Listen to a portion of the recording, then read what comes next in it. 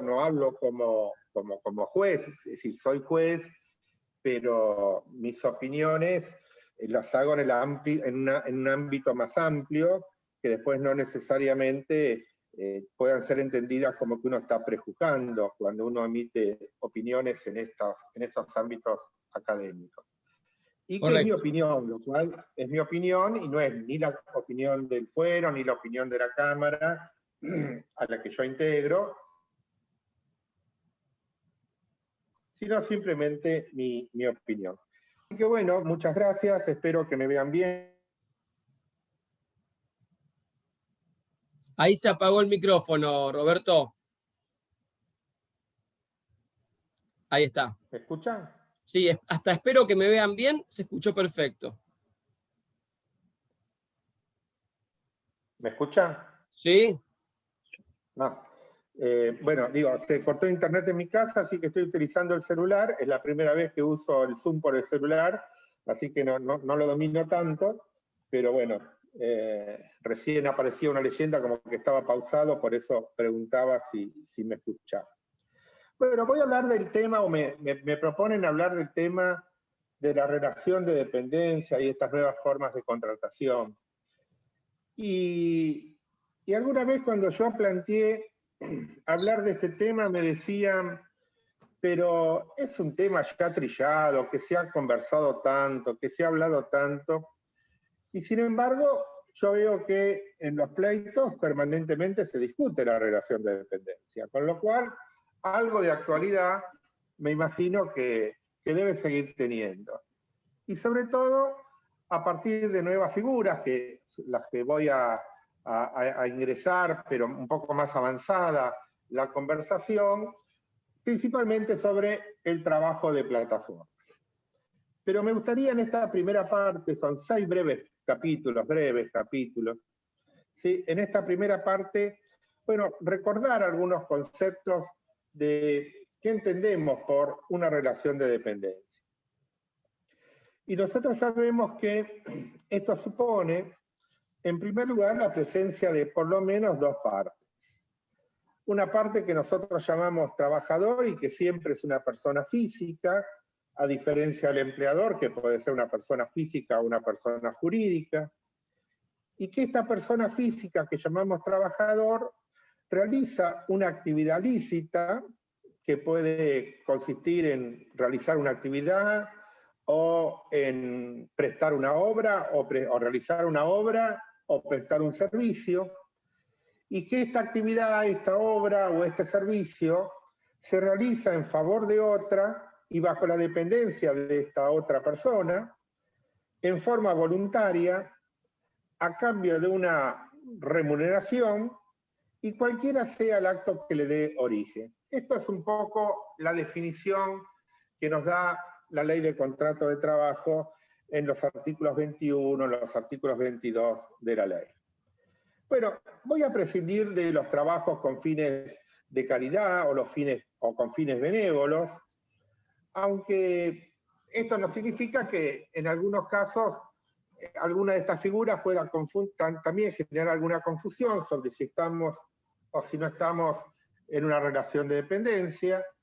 Normalmente se dice que, por ejemplo, el sacerdocio o el trabajo de los religiosos, en principio no habría una relación de dependencia porque es una manera de integrarse a la comunidad a la que pertenece, y entonces no hay una integración y no hay una dependencia. Pero, por ejemplo, hace poco tuve el caso de el gran rabino en el templo de la calle Libertad, y por ejemplo se daba la particularidad de que este gran rabino, ¿sí?, que vendría a ser como el obispo en la religión católica, estaba en relación de dependencia con el templo. No se discutía la relación de dependencia, se discutían otros temas, como por ejemplo la integración del salario a los fines del cálculo de una indemnización por despido, una indemnización, de un cese del vínculo laboral, del vínculo contractual. Pero bueno, saliendo de estos casos que son muy atípicos, que son muy excepcionales, nosotros decimos que, bueno, que en principio en la relación de dependencia es esto: la actividad de una persona física en favor de otra, bajo la dependencia de otra, en forma voluntaria a cambio de una retribución y cualquiera sea el acto que le dé origen. Ahora, cuando a nosotros se nos rompe algo en nuestras casas, se nos rompe un caño y tenemos que llamar a un plomero, el plomero acude a nuestra casa y el plomero realiza también un acto, un servicio, presta una obra y también es una persona física. Y también le vamos a pagar a ese plomero, con lo cual su actividad no es gratuita, sino que es onerosa. Y entonces estamos en presencia de una persona física que realiza una obra a cambio de una retribución. Y sin embargo decimos que acá no hay relación de dependencia, sino que se trata de un trabajador autónomo, con lo cual esta primera definición de realizar una obra para otro a cambio de una retribución no necesariamente cubre las expectativas para poder definir cuando estamos en presencia de una relación de dependencia. Y entonces tenemos que incorporar otros elementos, y vamos incorporando otros elementos y podemos hablar que en la relación de dependencia, el que recibe la actividad de esa persona física que llamamos trabajador, tiene facultades de organizar y de dirigir el trabajo. Ahora, yo creo que acá tenemos que hacer una distinción. A mí me parece que no es lo mismo organizar el trabajo que dirigir el trabajo. Porque me parece que organizar el trabajo es algo propio de la actividad de una persona, que puede ser un empresario, un profesional, y que esta organización va al interior de esa actividad. ¿Por qué digo esto? Porque muchas veces en las demandas nosotros vemos que fundamentan la existencia de una relación de dependencia en las facultades de organización del trabajo. Y a mí me parece que esto no es suficiente, porque en las facultades de organización, vuelvo a repetir, esta actividad del que llamamos empresario, del profesional, va dirigida al interior de su actividad. Y por ejemplo dice, bueno, el horario del comercio va a ser de 8 a 19 horas. Y el lugar de carga o descarga es este sector dentro del playón de la fábrica. Pero esto no está definiendo, no está dando pautas de dirección del trabajo, sino pautas de organización del trabajo. En cambio, distinto es la dirección, las facultades de dirección. Y aquí sí, me parece que la dirección no va dirigida hacia el interior de la actividad, sino que va dirigida hacia afuera de la actividad, hacia los terceros. Y en este caso, el trabajador sería un tercero.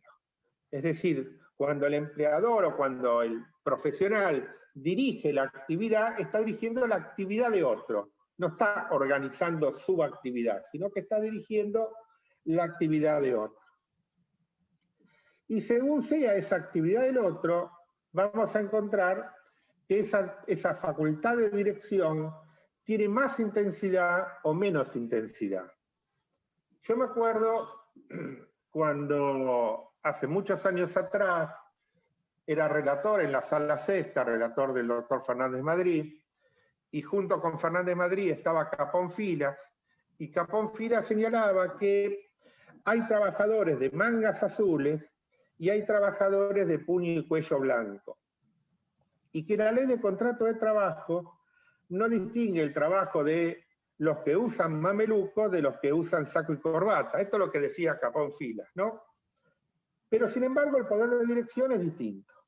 El poder de dirección es más intenso en los trabajadores de mangas azules, los que usan mameluco, y no es tan intenso en los trabajadores de cuello, de camisa blanca, donde ese poder de dirección se diluye. Y entonces, tampoco estas facultades de dirección nos permiten definir con total certeza la presencia o la existencia de una relación de dependencia porque, como digo, en algunos casos esta facultad de dirección no está tan presente. Entonces, la doctrina va a incorporar algo que todos sabemos, tres elementos. Un elemento es el elemento técnico o la dependencia técnica, que tiene que ver con esto, con la facultad de dar órdenes o la facultad de dar indicaciones de cómo se realiza el trabajo.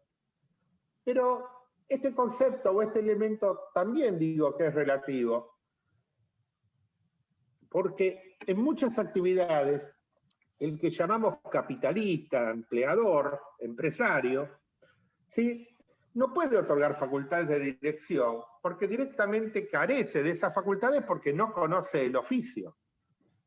Yo a veces pongo el ejemplo de un capitalista que tiene dinero, que no sabe dónde invertir y dice, bueno, en este momento de situación, de crisis, de pandemia, voy a invertir en una clínica médica y voy a tener muchos pacientes. Pero tendrá plata para invertir en una clínica médica, pero en cero o nulo conocimiento de lo que es la organización de una práctica médica. Entonces, este capitalista que dispone o integra el directorio accionista de un hospital o de una clínica, jamás le va a poder dar una indicación al médico de cómo debe atender o al cirujano por dónde debe pasar el bisturí. Con lo cual,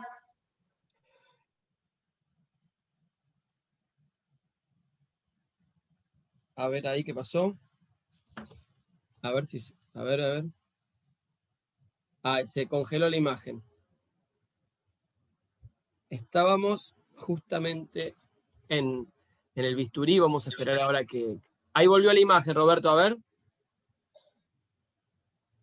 ¿estoy? Sí, nos quedamos en el bisturí. En el bisturí. Con lo cual... Sí.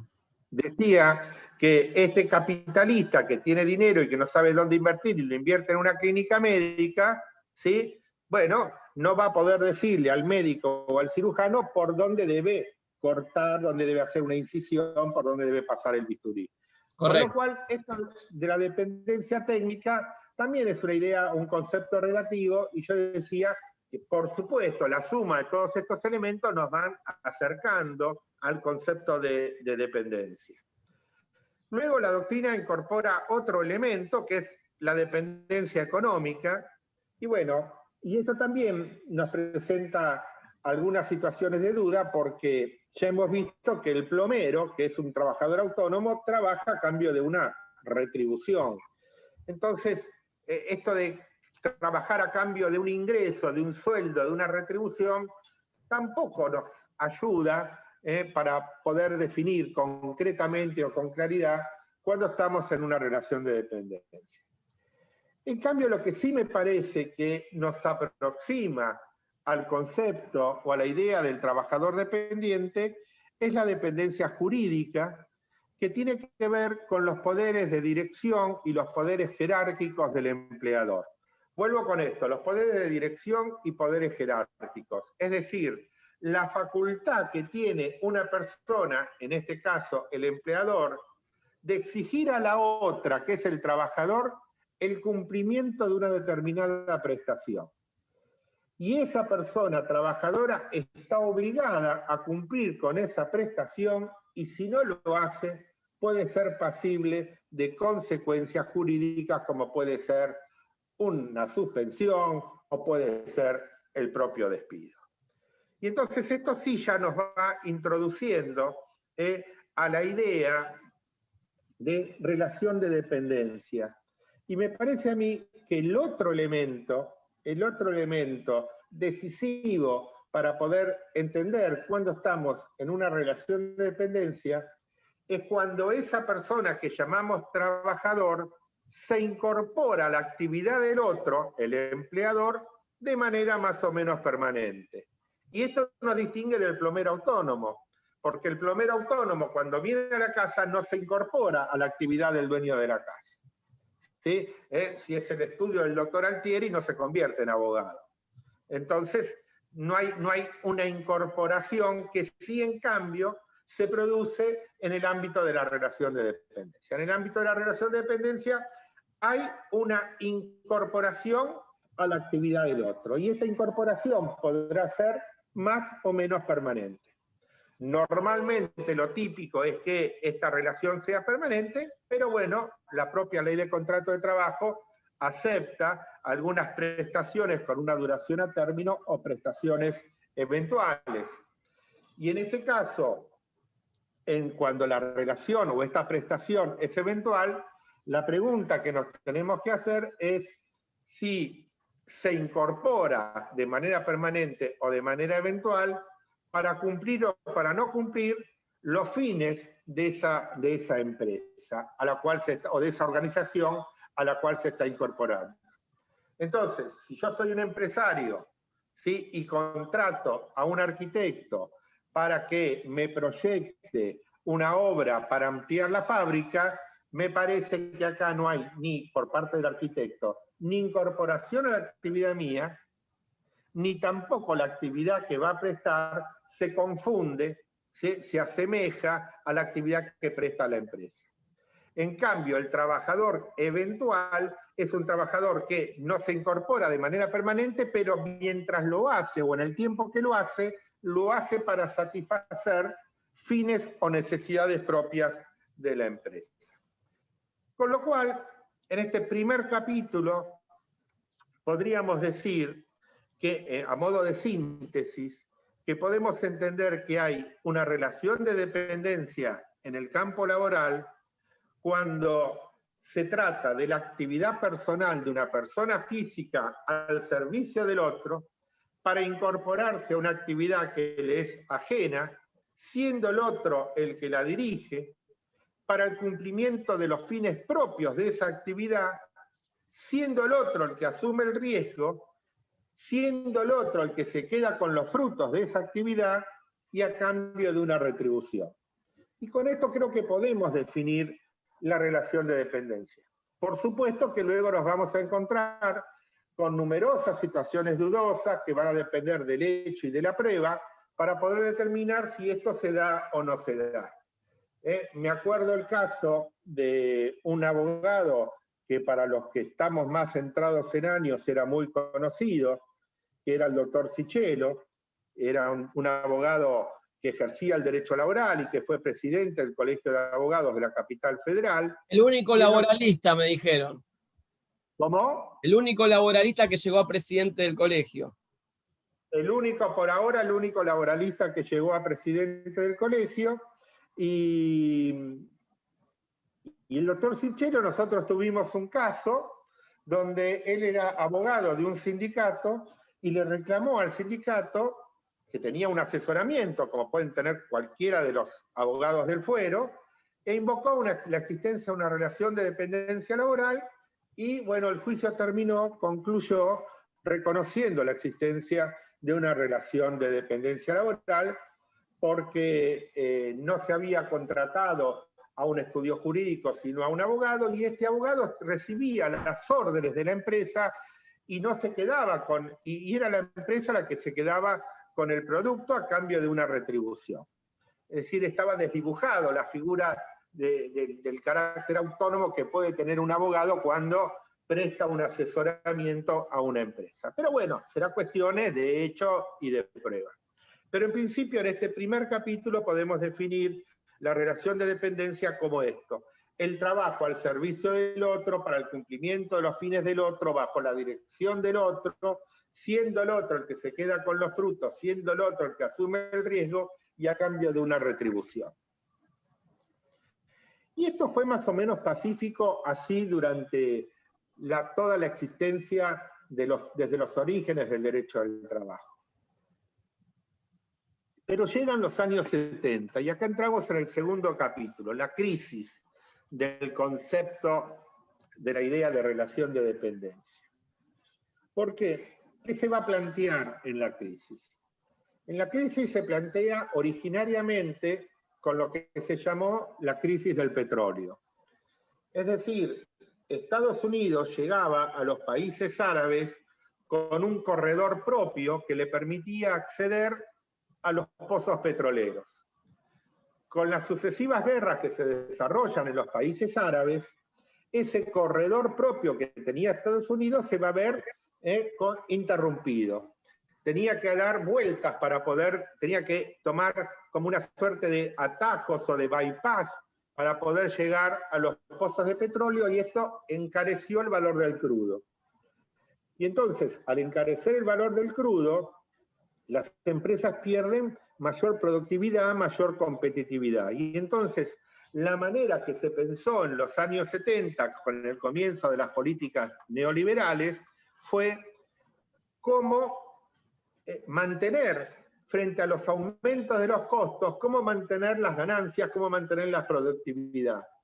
Y la respuesta que se dio en aquella época fue bajando el costo laboral, lo que se llamaba la flexibilización laboral.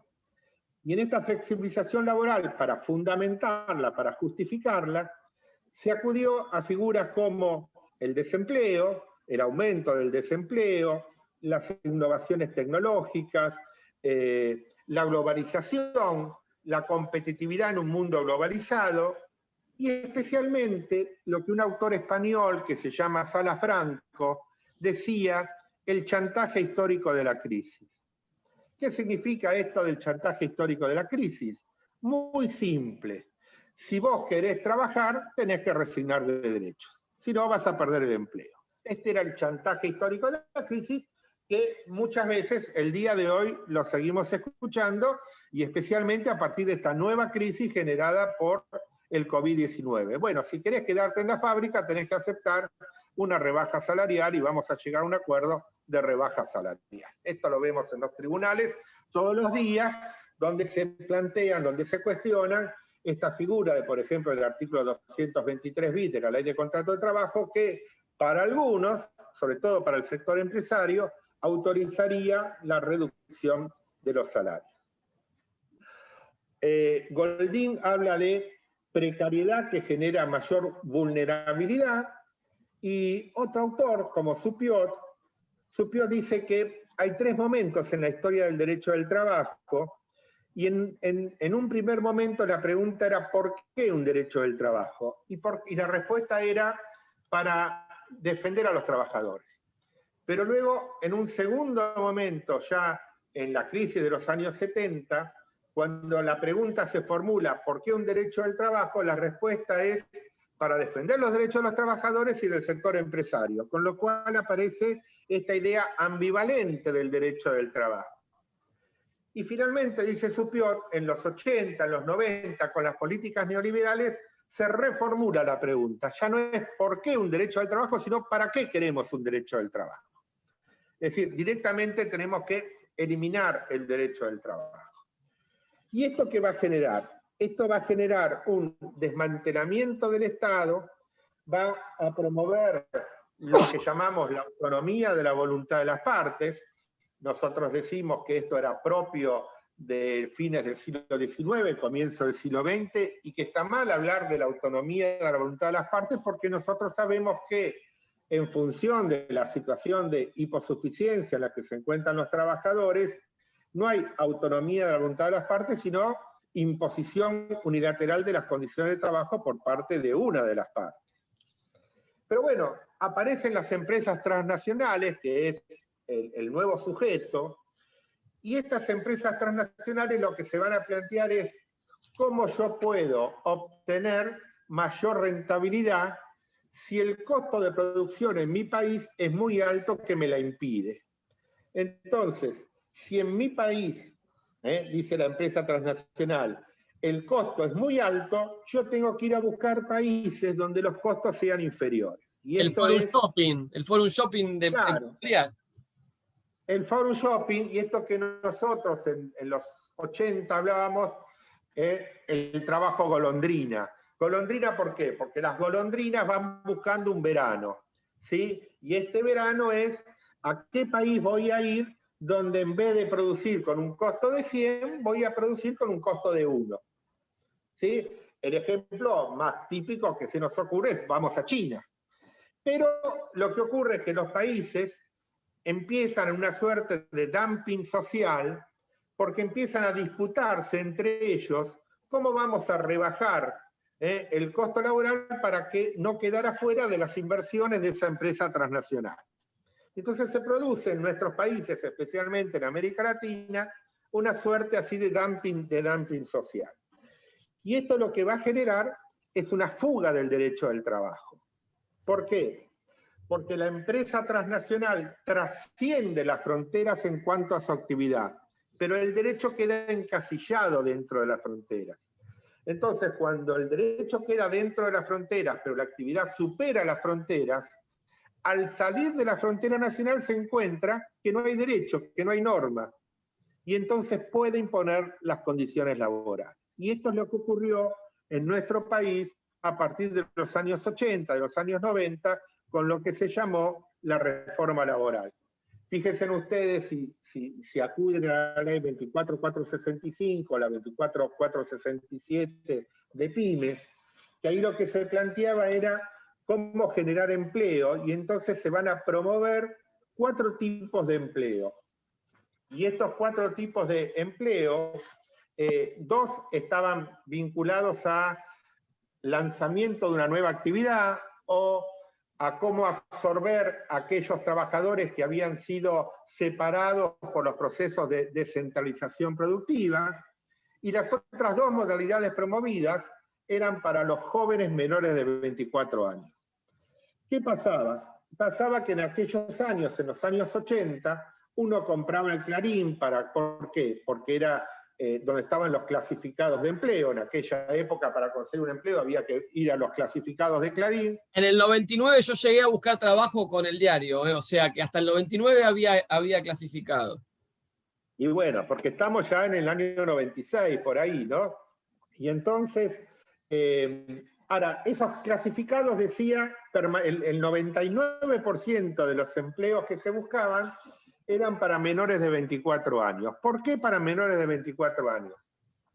Porque al trabajador menor de 24 años, se lo podía contratar a tiempo, hasta 2 años de duración, y al término de esa relación, el vínculo se extinguía sin consecuencias indemnizatorias.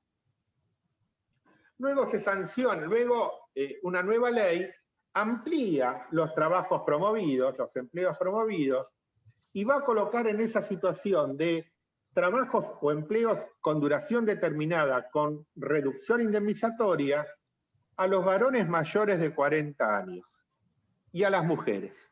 Es decir, para tratar de promover el empleo de los sectores de la población que tenían mayores dificultades, que eran los mayores de 40 años y las mujeres, se promovían estos empleos, que eran los empleos que después llamamos como los empleos o como los contratos basura.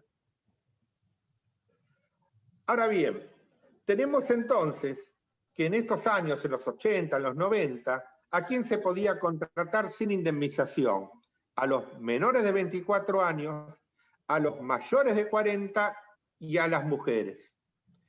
Entonces, ¿quién quedaba como sujeto indemnizable? Los varones entre 24 y 40. Y fue por eso que se crea en esa misma ley, la 24465, una figura que hasta ese momento no existía y que era el periodo de prueba.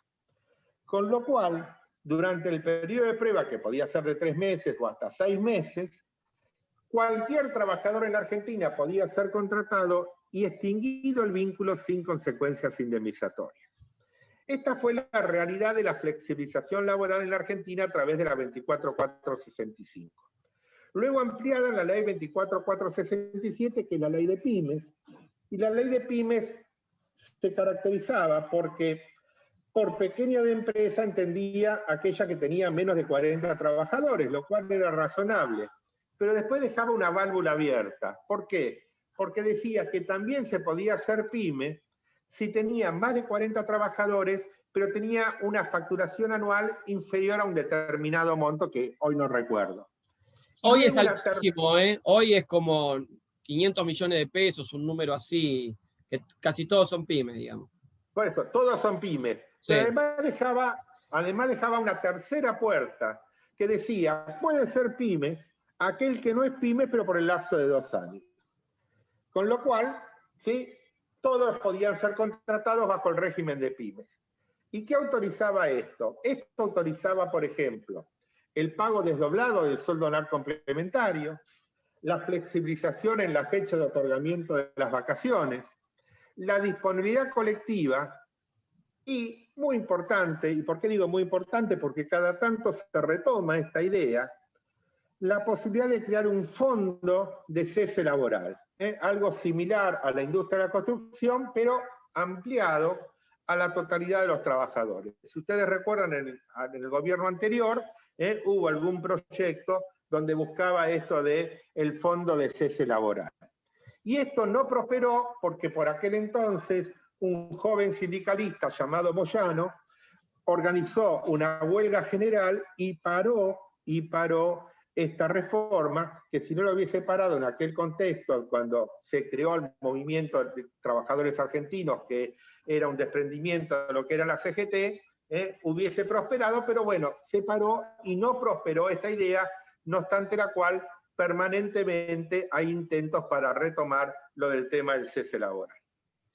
Pero ¿por qué voy a de esto? Porque lo que vemos es que en los años 80, los años 90 se produce esta fuga del derecho del trabajo, y esta fuga se va a dar tanto desde la legislación, como lo acabo de demostrar, lo acabo de señalar, como también desde la jurisprudencia. Un ejemplo que podemos tener en cuenta es el nuevo Código Civil y Comercial de la Nación, donde en el artículo 1520 regula el contrato de franquicia y va a determinar que los dependientes del franquiciado no tienen relación jurídica con el franquiciante. Con lo cual esto, por ejemplo, nos entra en colisión, en clara colisión, con el artículo 30 de la Ley de Contrato de Trabajo, y nos lleva a preguntarnos, por ejemplo, si una marca puede ser una empresa o puede tener trabajadores dependientes. Y así tenemos, por ejemplo, un caso conocido de Medialunas del Abuelo, que era un franquiciante que lo que tenía era la marca, pero ¿cuál era la finalidad de esta marca? Era vender la marca. Y entonces se discutía si había una relación de dependencia entre el franquiciante, el que tenía la franquicia de esa marca y ponía un local, ponía un negocio en cualquiera de nuestros barrios, y si había también relación de dependencia con, el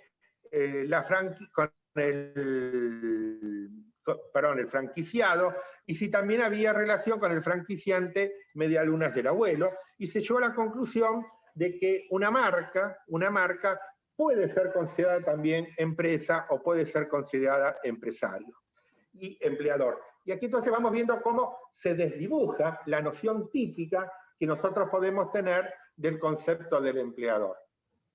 Y esta fuga que se da en la legislación también se va a dar en la jurisprudencia, y el caso más conocido y que más nos llamó la atención en los últimos tiempos es el caso de los profesionales médicos. Y ustedes recuerdan que la Corte Suprema, en 3 casos, en Cairone, en Rica o en Pastore, contra o bien el hospital italiano o bien el hospital alemán, dijo que un médico que, por ejemplo, trabajó durante 25 años en un hospital como médico, cumpliendo los fines del hospital, que es la atención médica, atendiendo a los pacientes del hospital, siendo el hospital que se quedaba con el ingreso que les pagaban las obras sociales o las prepagas, y el médico que recibía, que desarrollaba su actividad médica, que veía nosotros, sin embargo, la Corte va a decir, en estos casos no hay una relación de dependencia, y acude, por ejemplo, a otras figuras como la figura de la locación de servicios. Me acuerdo una autora fallecida lamentablemente, muy querida, como Estela Ferreirós, y Estela Ferreirós decía: la locación de servicio en el ámbito del trabajo desapareció y fue subsumida, fue absorbida por la figura de la Ley de Contrato de Trabajo. Sin embargo, la Corte en estos casos, en Cairón, en Rica, en Pastore, va a decir que está plena vigente porque se mantuvo la figura de la locación de servicios con la redacción del nuevo Código Civil y Comercial de la Nación. Y ahora, bueno, ahí, Roberto, discúlpame que lo interrumpa, pero bueno, había un batifondo entre Estela y Ricardo Lorenzetti, que Estela le atacó directamente a su hijo, ¿no? Que es el Código Civil. Entonces Lorenzetti aprovechó, tomó el guante y le contesta y le tira con todo, ¿no? En esos Y le fallos. tira con todo, pero fíjense en ustedes algunos argumentos de la Corte. A ver, en primer lugar, el expediente llega a la Corte cuando no debería haber llegado a la Corte, porque definir si estamos en una relación de dependencia o no es una cuestión de prueba y es una cuestión de derecho común. No federal. Nosotros sabemos, que acá no hay... Perdón, no escuché, Nahuel. No hay cuestión federal. No hay cuestión federal. Entonces, en primero podemos decir que no hay cuestión federal. Pero bueno, la Corte lo toma desde la arbitrariedad, que no se han analizado todas las pruebas y que entonces no hay una correspondencia entre el hecho y el derecho. Muy bien. Pero, por ejemplo, dice que en estos casos del hospital italiano y el hospital alemán se caracterizaban porque habían creado una sociedad intermedia entre los médicos y el hospital. Y entonces se usaban como intermediaria. Y entonces uno dice, bueno, pero si, aunque fuese así, el artículo 30 es claro. Cuando intermedia una persona, pero para los fines propios de la actividad, hay por lo menos hay solidaridad. Pero acá la Corte dice, estos médicos trabajaron durante 25 años sin formular reclamo alguno. Y entonces uno dice, pero nosotros hemos aprendido, o la ley de contrato de trabajo, con el artículo 57, establece o define que el silencio del trabajador no le hace perder derechos. Y tenemos casos como Padín Capella, que dice precisamente que el silencio del trabajador no le hace perder derechos. Pero bueno, la Corte dice que este silencio de haber estado 25 años sin ningún reclamo era un fuerte indicio para que no se aplique la presunción del artículo 23. Y dice además que los trabajadores no recibían, los que invocaban el carácter de trabajador, estos médicos, que eran en un caso neurocirujanos, en otro caso anestesiólogos, no recibían la retribución por parte del hospital, sino por parte de esta asociación que aparecía en el medio. Bueno, para mí esto tampoco hubiese sido un inconveniente, porque recordemos que la propia ley de contrato de trabajo, en el artículo 136, autoriza el pago a través de terceros. Pero aun cuando la Corte invoque la figura de la locación de servicios, yo creo que hay que recordar o hay que leer bien el artículo 1501 del nuevo Código Civil y Comercial, que regula la figura de la locación de servicios, pero expresamente dice que no se aplica cuando se trata de relaciones regidas por leyes especiales. Entonces, a mí me parece que no puede invocarse la figura de la locación de servicios cuando que la relación de trabajo se encuentra regida por una norma particular, como todos sabemos que es la ley de contrato de trabajo. Muy bien, pero bueno, por eso digo que yo no me animo a definir concretamente cuándo estamos en una relación de dependencia frente a estas realidades que tampoco las podemos desconocer. Pero sí, por ejemplo, me permito, porque yo me aparté del fallo de la Corte en Pastore, en Cairone, porque la Corte manda a dictar un nuevo fallo, el fallo que recae en mi sala, y yo vuelvo a ratificar que estábamos en presencia de un contrato de trabajo, sosteniendo que en materia de derecho común los fallos de la Corte no obligan a los jueces.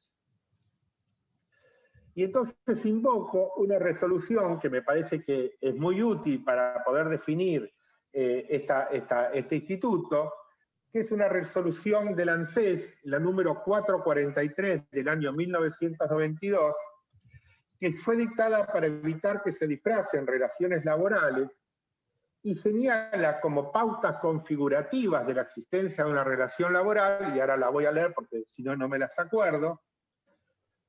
Resolución ANSES 443 del 92, cuando regula, cuando se individualiza al trabajador, es decir, que se trate de un hacer infungible, bajo la facultad de dirección de otro, con un carácter habitual. Cuando la prestación se identifica en una relación laboral, y ahora la voy a leer porque si no, no me las acuerdo. No sé, ¿sigo? Sí. Sí, bueno, entonces, cuando se trate de un hacer infungible, no se pueda modificar la persona del trabajador, cuando exista un régimen de licencias o de sanciones disciplinarias, cuando haya facultades de dirección, cuando esa actividad tenga un carácter habitual, cuando se identifique el objeto de la prestación con la actividad de la empresa, cuando haya un control por parte del empresario, cuando sea el empresario quien provee los materiales y cuando sea el empresario que asume el riesgo de esa actividad. Con lo cual, esta resolución ANSES 443/92 nos da suficientes elementos para poder concretar o definir los alcances de una relación de dependencia. Pero así como empieza a desdibujarse a través de la legislación y de la jurisprudencia el carácter de la relación de dependencia, empiezan a aparecer nuevas formas de organización del trabajo que precisamente lo que tienden es a eludir la existencia de una relación de dependencia. Y aparece, o me introduzco al tercer elemento, al tercer capítulo de esta exposición, que es el trabajo de plataformas. Y el trabajo de las plataformas no es un concepto nuevo, sino que es un concepto que ya lo podíamos leer en Coriat, cuando Coriat habla de la automatización, y especialmente del proceso, ya no del Fordismo, sino del toyotismo. Y me permito recordar que en sus orígenes la empresa Toyota no era una empresa automotriz, sino que era una empresa textil, ¿sí? Que fabricaba telares. Y entonces el fundador de la empresa, que era Toyoda, la preocupación que va a tener es cómo recuperar los desperdicios que provocaban esos telares. Es decir, esos telares no tenían un corte en el suministro de la producción e iba generando desperdicios, iba provocando fallas en los telares, eso generaba pérdida, y entonces va a introducir en los telares lo que fue el corte automático, la automatización del telar. Por supuesto que esto después va a ser utilizado como elemento de prevención o en las normas de prevención. Y entonces el ingeniero jefe de Toyota, que se llamaba Ono, va a introducir un nuevo término, y este nuevo término es el término de la autonomatización. Es decir, una mezcla de autonomía con automatización. ¿Y esto qué va a generar? Esto va a generar el tránsito del trabajador especializado hacia el trabajador polivalente. Con lo cual, esto de la polivalencia, aquí aparece la idea de la polivalencia funcional, que nosotros después lo vamos a recibir en los años 90, en los años 2000, esta idea del trabajador polivalente viene de aquí, del toyotismo. Acá receptada, te hago una pausa, Roberto, así toma agua. Muy receptada en el convenio de SMATA, de polivalencia, que discutieron con WOM a ver en General Motors cuál entraba, y como SMATA ofreció la polivalencia, entró SMATA. También después muy receptada desde los 90 hasta acá en el convenio colectivo de seguros, que lo nombra específicamente polivalencia funcional y productividad. Bueno, pero fíjate, gracias, doctor Altieri, pero fíjense que no es casual que el primer convenio que lo recepte sea de SMATA, ¿sí? Porque el origen de este concepto, de este término, viene precisamente del toyotismo, que era una empresa automotriz. Ya en la revolución industrial, cuando uno habla de la revolución industrial y pregunta cuál era el fin de la revolución industrial, bueno, la aparición de la máquina, nosotros lo que decimos que en realidad en la revolución industrial el capitalista lo que trata de hacer es adueñarse, apropiarse de este saber que tenía el artesano, que le daba poder, el know-how, lo que hoy llamamos know-how. Bueno, ese know-how lo tenía el artesano. Y entonces había una cierta identidad entre la mano de obra empleada, tiempo de trabajo y mayor valor de la cosa. Esto le daba un poder al artesano sobre el capitalista que lo contrataba. Entonces, en la revolución industrial, el capitalista lo que se plantea es cómo me adueño de ese saber, cómo me apropio de ese saber. Y me voy a apropiar a través de dos figuras. Una primera figura es la aparición de la fábrica. Es decir, sacar al artesano del taller donde jugaba de local y lo iba a hacer jugar en la casa del otro, de visitante, que es la fábrica. La fábrica es la casa del otro. Y la segunda herramienta es la división del trabajo. Con lo cual, ya acá se pierde esa identidad entre el trabajo, el tiempo de trabajo empleado y el mayor valor de la cosa. Y ese mayor valor que se produce se lo queda el capitalista. En el toyotismo se da un paso más y ya no solamente vamos a tener la división del trabajo, sino lo que ahora vamos a apuntalar es a la polivalencia funcional. Ya no vamos a tener el trabajador especializado, porque el trabajador especializado es una persona que gana más precisamente por su conocimiento, por su especialización. Entonces yo tengo que abaratar el costo laboral y entonces no tengo que valerme de trabajadores especializados. Y aquí viene la idea esta de la polivalencia funcional. Y llegamos entonces, luego de la tercera revolución industrial, a la cuarta revolución industrial, a la revolución 4.0, que es el de las plataformas digitales. Y este tema de las plataformas digitales, primero comienzan con una finalidad colaborativa, ¿sí? De colaborar, de compartir, por eso se la llaman share, de compartir cierto intercambio de bienes y servicios, de cómo compartimos los recursos para poder obtener algunos beneficios, pero no una renta de estos beneficios. Es decir, se comparte una actividad, pero no se brinda el servicio subyacente que hace a esa actividad. Y entonces compartimos, como por ejemplo puede ser el YouTube. Yo estoy hablando acá y hay varias personas que me pueden escuchar o seguir al mismo tiempo. O podemos compartir un vehículo para trasladarnos hacia otro lugar y entonces compartimos el precio de la nafta.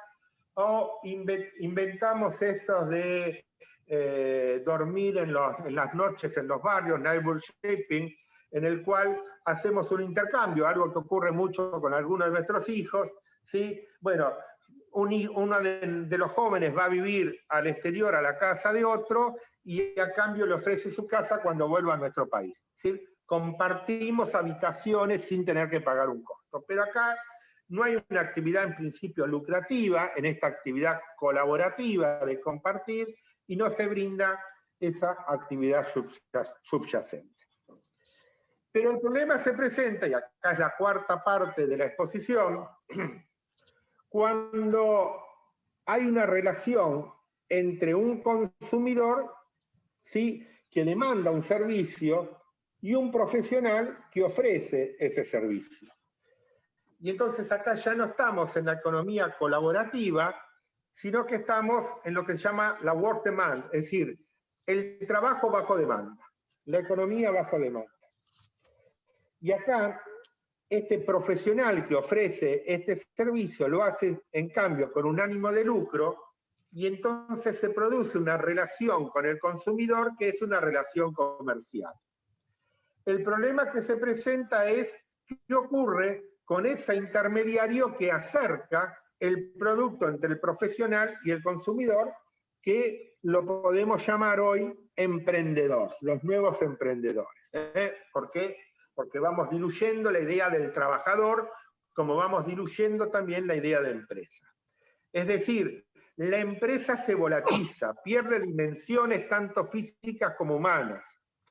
Y la empresa se convierte en una interminable secuencia de algoritmos. Y nos encontramos, nos intercalamos, nos intercambiamos con un mundo virtual. Y entonces nace una nueva empresa esta empresa virtual sin fábrica, sin máquinas y con la pretensión también de no tener trabajadores.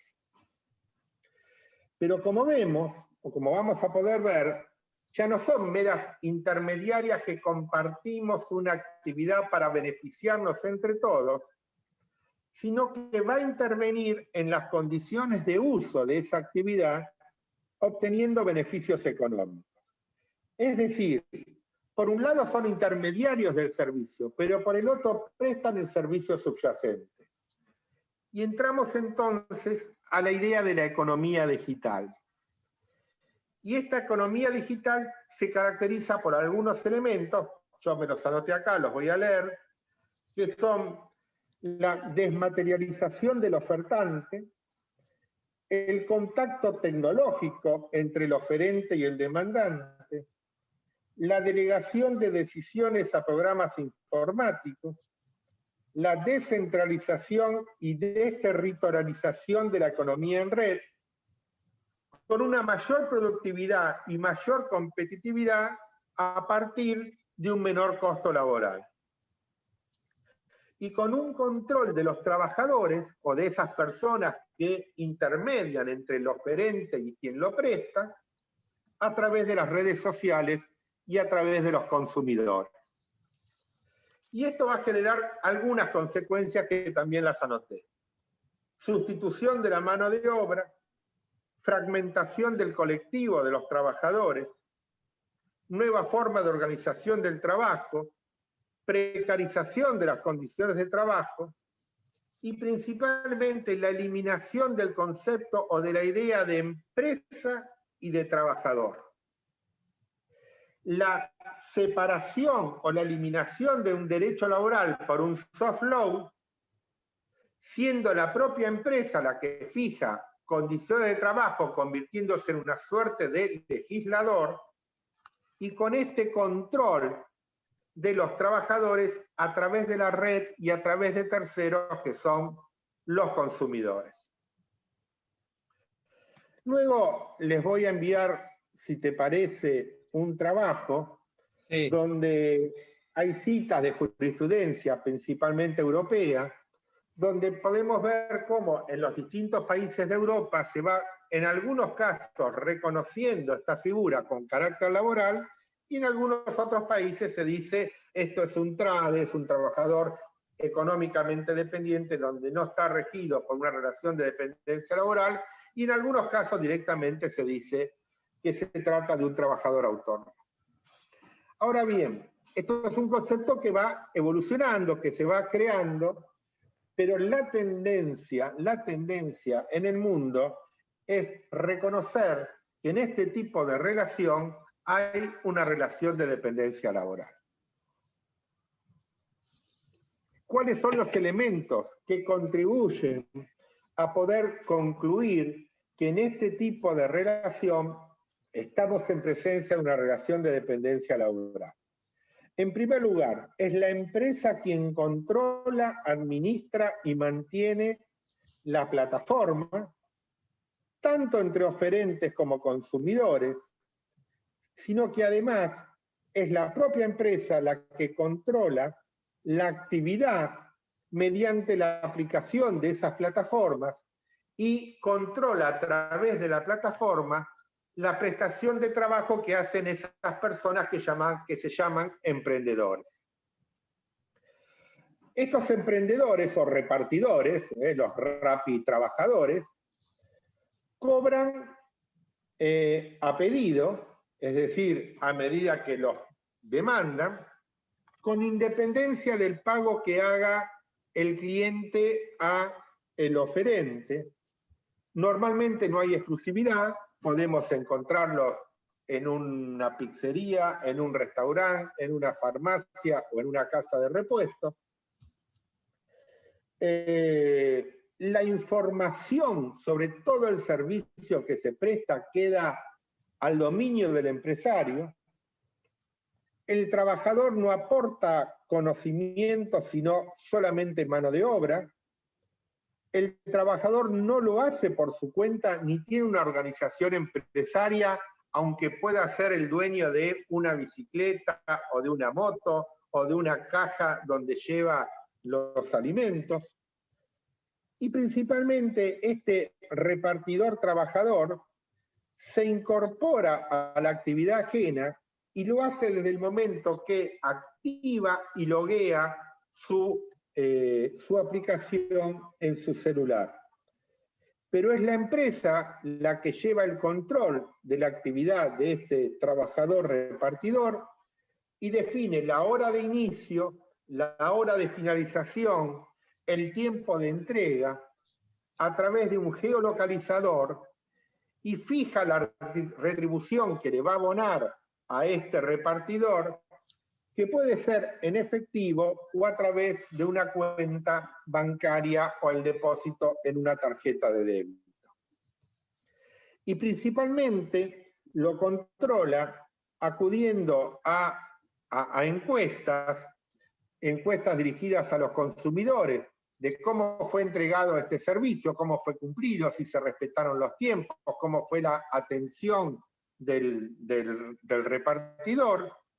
Y en base a estos informes o en base a estas encuestas, se puede bloquear la aplicación de ese trabajador temporalmente por 30 minutos o definitivamente si, por ejemplo, el trabajador rechazó un pedido o no entregó el pedido en el tiempo que era esperable.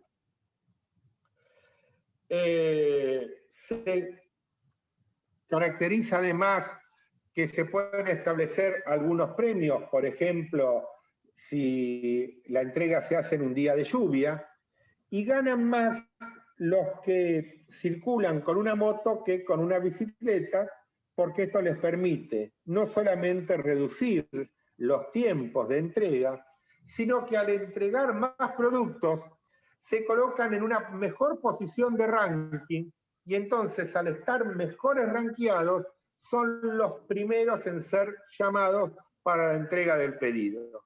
Mientras que aquellos que o tardan más o rechazan, se los coloca por debajo de ese ranking y normalmente no son llamados, normalmente no son convocados. Con lo cual lo que vemos son nuevas formas de organización, de dirección del trabajo a partir de estas aplicaciones que, insisto, administran los titulares de estas plataformas. Por lo general no se le pagan aguinaldos, por lo general no se le pagan vacaciones, se les hace sacar un seguro en la vía pública, y si se trata de un Uber, normalmente se acude a una figura, que es la figura del artículo 1280 del Código Civil y Comercial, que es la figura del contrato de transporte, para eludir la naturaleza laboral de este vínculo.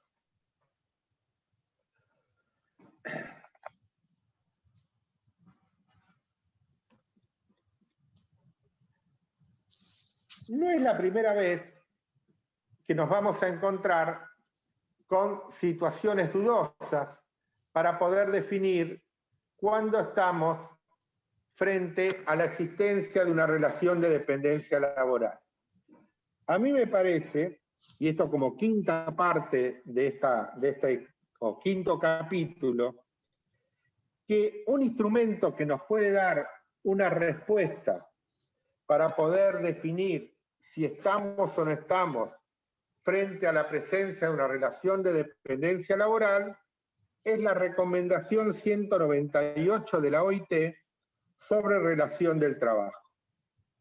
Esta recomendación 198 fue dictada en función del trabajo decente, para alcanzar un trabajo decente, teniendo en consideración la desigualdad de los poderes de negociación que se encuentran los trabajadores frente a los empleadores, lo que nosotros llamamos la hiposuficiencia del trabajador, fue dictada para la protección de los trabajadores y especialmente para los sectores más vulnerables, y principalmente para dar certeza o bien a situaciones dudosas o a situaciones que no están reguladas, como por ejemplo todas estas nuevas modalidades de prestar el trabajo de los Uber o de los Globo o de los Rappi Pago.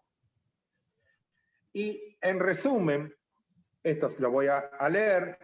La recomendación 198 dice que podemos entender que estamos en presencia de una relación de dependencia laboral cuando el hecho del trabajo se realiza según las instrucciones y bajo el control de otra persona, cuando implica la integración del trabajador en la organización de la empresa, cuando es efectuado única o principalmente en beneficio de otra persona, cuando es ejecutado personalmente por el trabajador, dentro de un horario determinado, en un lugar que le es indicado o aceptado por quien solicita el trabajo, que tenga duración y continuidad, que quien requiere el trabajo sea quien suministra las herramientas, que se pague una remuneración periódica, que constituya la única o la principal fuente de ingresos del trabajador, que se reconozcan derechos sociales como vacaciones o descansos,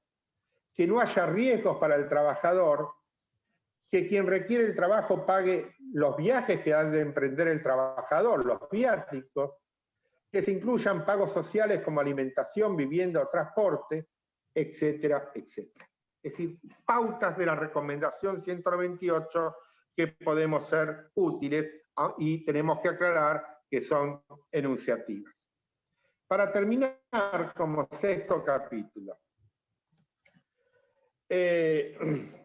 como vemos, o en la evolución o en los cambios en la forma de organización del trabajo, podemos ver que hay nuevas fronteras, ciertamente, de la forma, de la modalidad en que se presta la actividad laboral.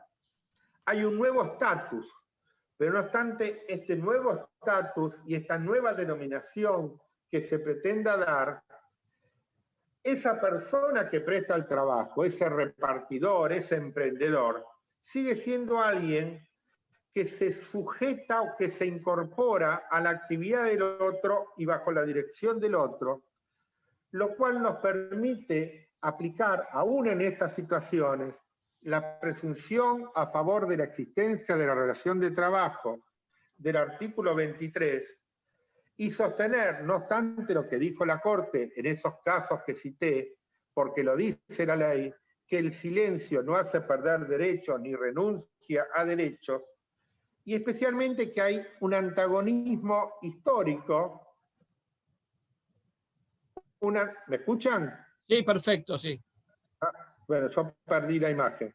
Un antagonismo histórico entre el trabajo y el capital, y que la idea del Código Civil... Roberto, le pedí que reinicie video, a ver si le pide la opción ahí. A ver.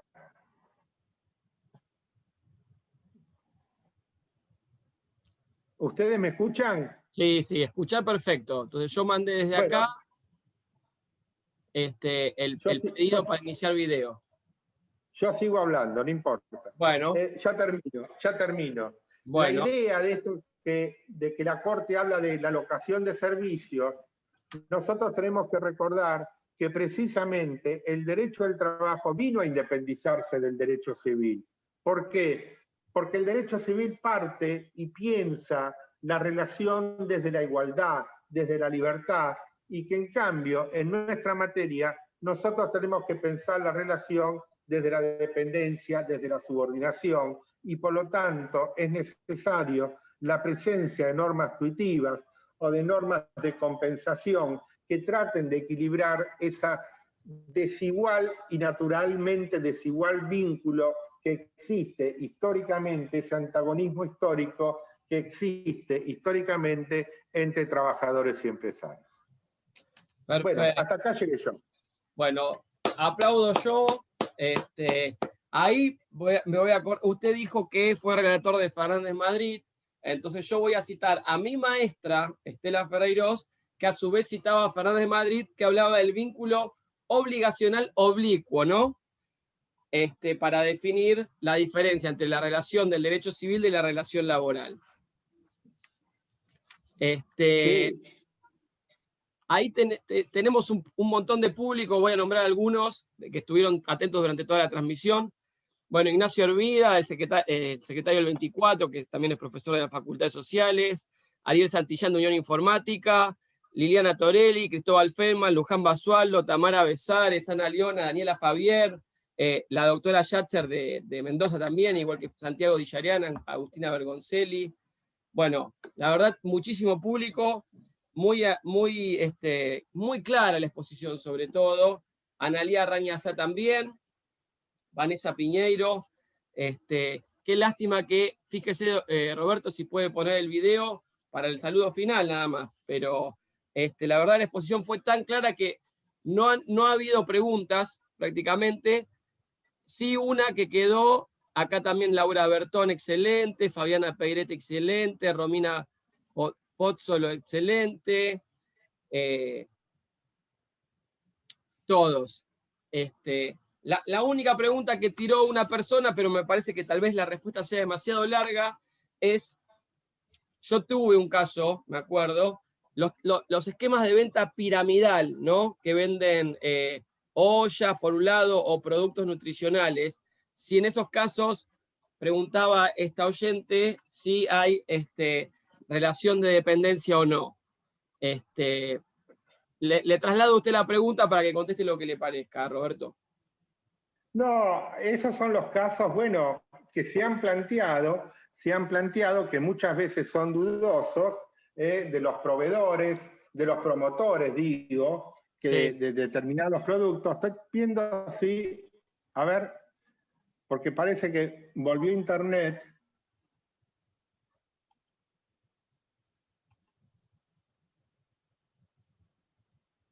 A ver si ahí conecta.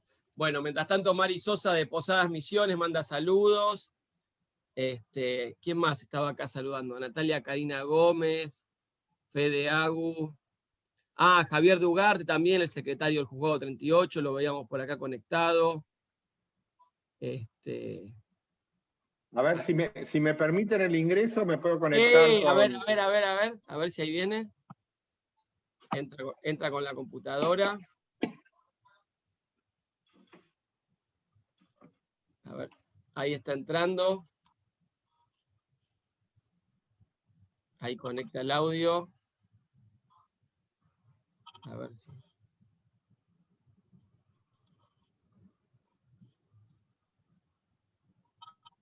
Ricardo y Paulina dice impecable, mientras tanto. Voy a sacar a ver si sale.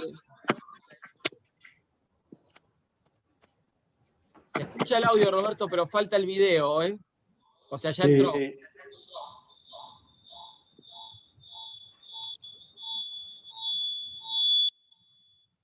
Ahí sacamos el celular para que quede solo la computadora. Ahí está. Ahí está. Faltaría ahora, Roberto, que inicie el video en la computadora. A ver ahora. ¿Estará tapada la camarita?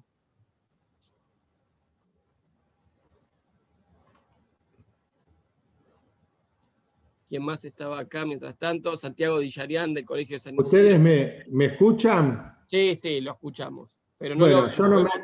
Vemos todo negro. Yo no me veo, pero bueno, si me escuchan, no importa. Bueno. Antes de terminar, bueno, nombraste una serie de personas muy queridas todas. En algunos casos las conozco, en otros no, pero bueno, quiero volver a agradecer la presencia de todos y especialmente a la Asociación de Abogados del Fuero por esta invitación. Y lo hago a través de tu persona. Y decía que, bueno, que el tema de los promotores ha sido siempre un caso muy dudoso, ¿no?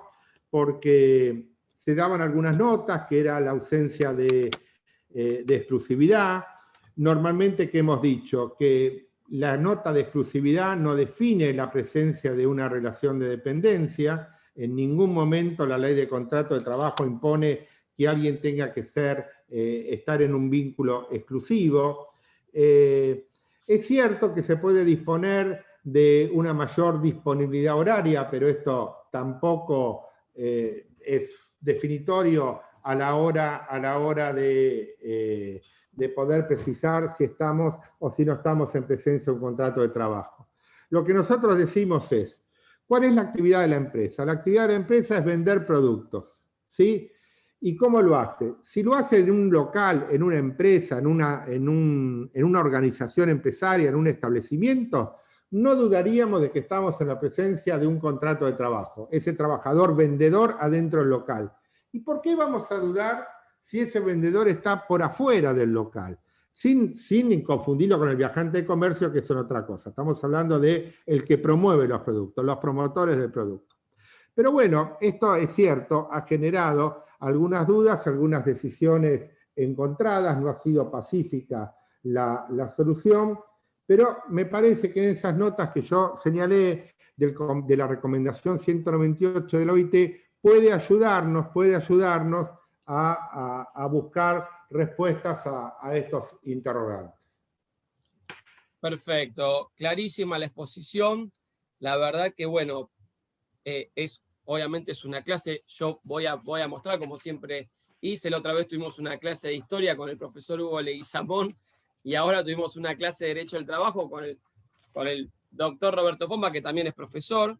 Y bueno, reitero, ahí usted hizo una última aclaración para hacer un comentario final. Lo único que me hace ruido a mí es la cuestión de la jornada, ¿no? Porque acá el trabajador es el que técnicamente decide cuándo conectarse y cuándo no, con las consecuencias que tiene una y otra cosa, porque usted bien dijo que el algoritmo al que se conecta menos lo rankea más bajo en la asignación de trabajo, con lo cual hay una libertad de jornada, de elección de la jornada, que es menguada también. Sí, pero no es tan así, no es que hay una elección de la jornada. Hay una elección de la jornada dentro de los parámetros que fija la empresa. ¿Sí? No es que el trabajador se le ocurre y dice, yo voy a trabajar de 8 de la mañana a 10 de la mañana y nada más. No, la empresa le ofrece franjas horarias.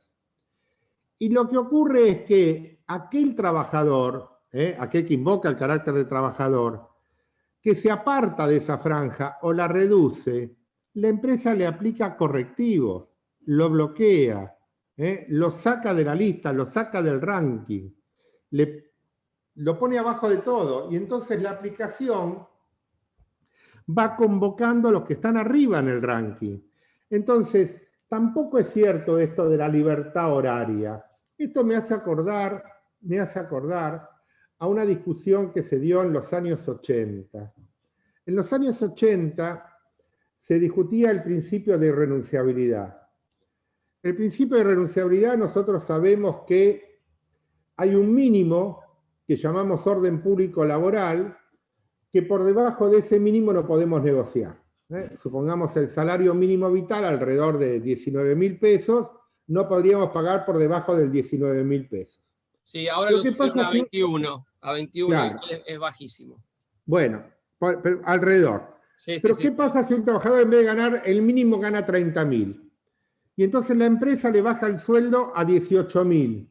¿Nosotros qué decimos? Imposible, está afectando el mínimo. Pero la discusión que se dio en los años 80 era qué pasaba si ese empleador le rebajaba el sueldo de 30.000 a 24.000. Era una rebaja, pero no afectaba el piso. Entonces ahí hubo dos doctrinas, dos grandes doctrinas. Una, la doctrina de Guibur, de la Sala Tercera, en el caso Casterán. ¿Y qué dice Guibur? Estamos en el campo de la libertad. Por arriba del piso hay libertad.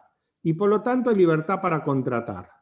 Y dentro de la libertad de contratar, el empleador puede bajarle el sueldo porque no le afecta el mínimo legal. Y frente a esto, aparece Capón Filas con Fernández Madrid y la Sala Sexta, en dos casos muy conocidos, que son Henry de Rechardo contra Ferrocarriles y Variaín contra Mercedes-Benz. ¿Y qué dice? Claro, ¿y qué dice Capón Filas y Fernández Madrid? Que en el campo de las relaciones laborales no hay libertad, o la libertad está muy constreñida. ¿Por qué? Porque, ¿qué pasa si el trabajador dice que no a esa rebaja salarial? Se queda sin empleo. Entonces no tiene opción. Y cuando no tiene opción, no tiene libertad. Acá pasa lo mismo con el tema del horario. La empresa le fija una franja horaria. Y si el trabajador le dice no a la franja horaria, no lo contratan o lo mandan por debajo del ranking, con lo cual tampoco hay libertad. Entonces, es decir, no estamos hablando de la libertad personal, de que yo tenga una persona encañonada, ni en la libertad que una vez dijo alguien, me acuerdo, de tirarse en un puente de París. No, estamos hablando de esta libertad que afecta el discernimiento, la intención, la voluntad del trabajador, y que si dice que no, se queda sin empleo. Alguna vez tendríamos que discutir nuestro sistema de relaciones laborales, porque fíjense en ustedes, algo que les ocurre a los abogados en el ejercicio de la profesión, con sus clientes. Viene un cliente y le dice, doctor, yo no estoy bien registrado. Entré a trabajar en el año 2000 y me registraron en el 2010. Bueno, entonces, ¿qué le dicen? Vamos a intimar para que lo registre. Entonces, se está buscando un bien que es menor, que es la registración laboral. Ahora, si intiman para que lo registre y la empresa le dice que no, ¿qué le queda? El despido. Es decir, que para proteger un bien menor pierde un bien mayor. Entonces, me parece que esta es una discusión que tenemos que dar en el campo de las relaciones democráticas y en nuestro sistema, de cómo un trabajador pueda exigirle al empleador que me registre y si me niegan la relación laboral, poder ir a la empresa no a reclamar el despido, sino a reclamar que me reconozca que soy trabajador y que ofrezco mi disposición de trabajo y que me sigan pagando mientras tanto. Porque si no es un sistema perverso. Insisto, para proteger un bien menor, pierdo un bien mayor. Acá pasa algo similar con la pregunta. Esta supuesta libertad de poder elegir el horario en el cual yo me desempeño es falsa. Porque si yo no acepto la franja o las condiciones que me pone la empresa, yo voy a estar trabajando. Pero mientras uno va a hacer 100 viajes, yo voy a hacer uno si es que hago uno. Y cuando me revelo, me van a decir, me van a bloquear la aplicación y directamente no voy a tener trabajo. Hay un libro muy interesante sobre esta materia, de una autora argentina, que es Liliana Literio. Liliana Literio acaba de ganar un concurso de titular de cátedra en la Facultad de Derecho, en Derecho del Trabajo. Lo ganó, todavía no la nombraron, porque deben estar los procesos de impugnaciones y esas cuestiones, pero lo que quiero decir, es una persona muy estudiosa, y hace un análisis no tanto jurídico del trabajo en las plataformas, sino empírico del trabajo de las plataformas. Y ella cuenta, por ejemplo, estas cuestiones de qué pasa cuando el trabajador no acepta las condiciones que le impone la empresa Globo, la empresa Rappi, etc. Bueno, le pasa estas cosas, se queda sin trabajo. Entonces, si yo no lo acepto, me quedo sin trabajo, está muy limitada mi libertad. Y esto me hace acordar a estos fallos, a esta discusión de los 80, entre Guibur en la sala tercera y Caponfilas y Fernández Madrid en la sexta, y este enfrentamiento entre Casterán y Bariaín, que recién se puso término en el 2009 cuando Recalde modifica el artículo 12 e incorpora al orden público no solamente la ley, sino también el contrato de trabajo. Claro, la irrenunciabilidad. Perfecto. Bueno, Roberto, no tenemos más que palabras de agradecimiento. Acá la gente está comentando en Instagram y en Facebook precisamente eso. Muchísimas gracias. Lamento no poder verlo estos últimos minutos, pero ha sido una exposición magistral, casi de 1 hora y media. Así que, reitero, lo despedimos con un fuerte aplauso virtual. Bueno, yo lamento tampoco poder ver, te veo solamente a vos, no veo al resto, pero a través tuyo les mando un fuerte abrazo a todos. Bueno, será dado. Lo despedimos y esperamos después el trabajo y nosotros lo subimos a nuestras redes. Adiós. Chao, hasta luego. Bueno, ahí voy a ver si puedo despedir acá al doctor Pompa. Perfecto, ahí está. Bueno, la verdad que, reitero, una exposición impecable. Me hizo acordar cuando cursaba, pues, tomé nota de todo. 3 páginas tomé nota de cosas muy interesantes. Siempre está bueno repasar conceptos para nosotros los abogados, yo esta recomendación 198 de la OIT la pongo en general en las demandas, es muy útil. Ahí se unió la doctora Clarisa de Arce, la secretaria de la asociación. Esto va a quedar subido a Instagram, a YouTube también y a Facebook. Es el momento justamente de agradecer a la gente que trabaja junto a mí en la asociación, porque recuerden que todo para que salga al aire hay mucha gente que trabaja junto a mí para que sea esto posible. Bueno, Diego Calvo Suárez, que está ahí presente como moderador, tanto en Instagram como en Facebook, la doctora Patricia Trota también, Clarisa de Arce, la secretaria, mis hermanos, Álvaro y Delfina, que están con las redes, la filmación.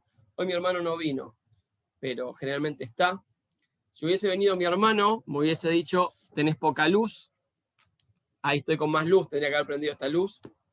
Y nada más, nuestras frases de cierre, que son las siguientes.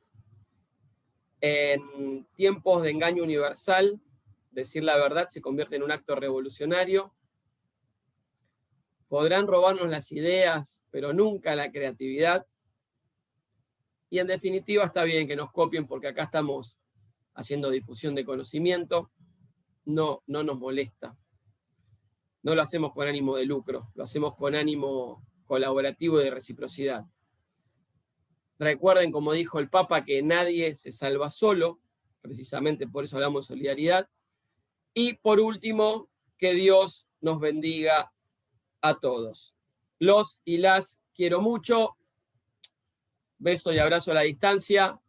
Nos vemos la próxima. Mi nombre es Nahuel Altieri. Esto fue AFT en vivo, miércoles 21 de octubre de 2020.